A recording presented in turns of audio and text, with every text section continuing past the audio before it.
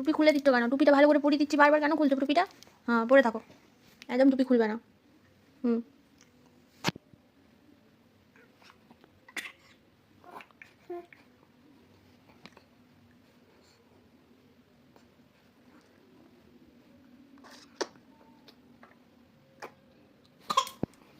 হাতে আঙুলটা গোলাপি চলে যাচ্ছে।